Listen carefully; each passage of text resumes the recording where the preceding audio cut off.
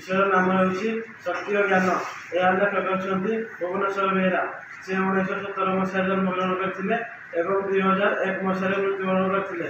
से जड़े गाल्पिक और ललित निबंधकार भाव सुप्रसिद्ध।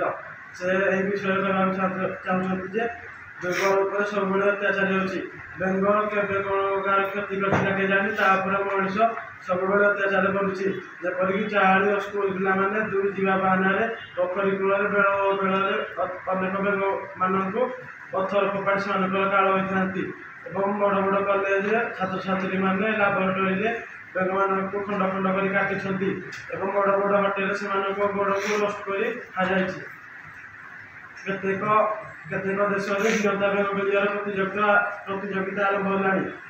घरे छोट पिलाटीए बेंग को देखिले काठी धरिया काठी धरी केचिया चेष्टा कर टुकुर टुकुर वर्षा बेले लोक मैंने आश्रय स्थल खोज बसती जपरी बाट हो काख तलू छता मुंड निजक सुरक्षा प्रदान कर बिलर कम कर पिठी झुलुता 70 किलो मुंड कर गाय चराउा जड़े लोक सब गाई को धरी गोटे झंकालिया गछ तले आश्रा निए दांडे बुलूवा षंढ मैंने